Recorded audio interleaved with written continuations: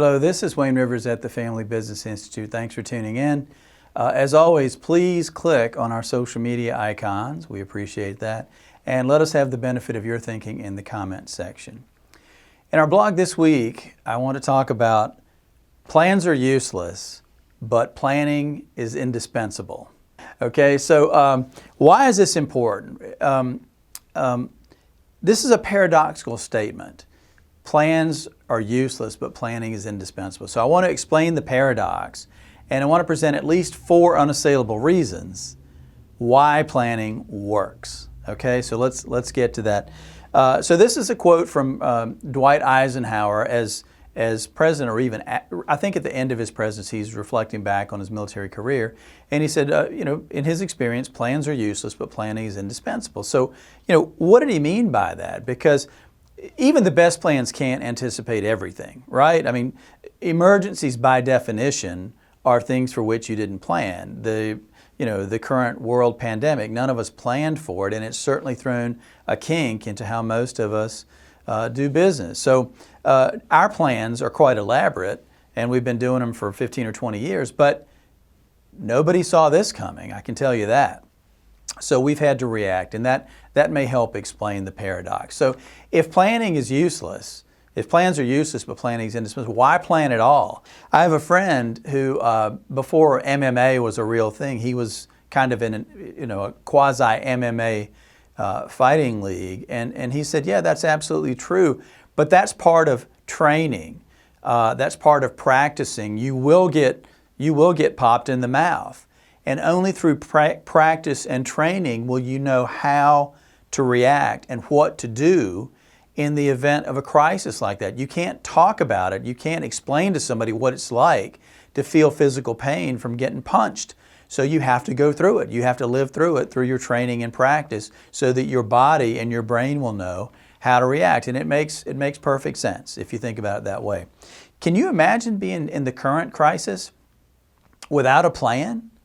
I mean, where would you begin? How would you adjust and adapt? Is every day just a new hair on fire type of experience? Or what?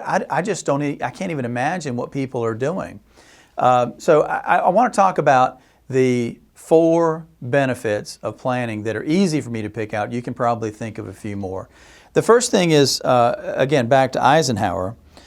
This is a quote: "The details of a plan which was designed years in advance are often incorrect, but the planning process demands the thorough exploration of options and contingencies. The knowledge gained during this probing is crucial to the selection of appropriate actions as future events unfold." Bingo. That's why you do planning, because you're gaining insight into yourself, your team, your business, etc., and you're learning how to plan so that when there is an emergency, you can easily come back together and reformulate and recalibrate your plans. Okay? Second point, planning gives you a place to start.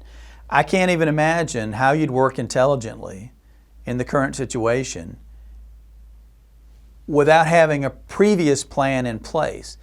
It's much, much, much easier to adapt to changing circumstances if you already have a plan in place. Nobody would decide to drive from the east coast of the U.S. to the west coast without a plan, without a map, without a route planned out. Sure, there might be detours and there might be places that you decide to go and see during the course, but you did start with a plan and you adapted the plan in little ways as you went along.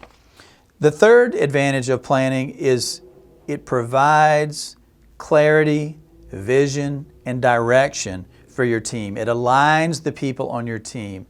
I think Simon Sinek says it sets the image of the future in the minds of the people on your team, and that's very valuable. And that brings me to the 4th point.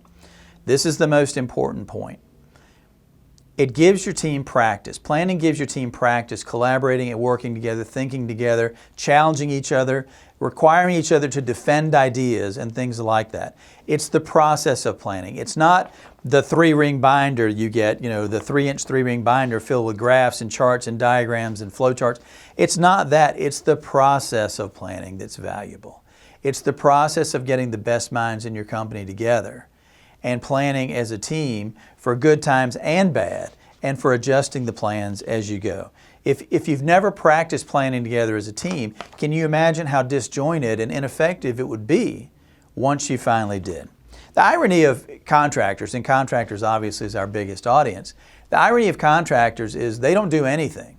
They don't walk on a job site or turn a spade full of dirt without a comprehensive plan. And I've always found it ironic that the biggest project, the most important project of all that they have is their business. And they often, in fact, usually don't have overarching plans for their businesses. Now is the time when you need planning the most. In times of unsettledness, that's when you need planning the most. And the good news is it's never too late to start.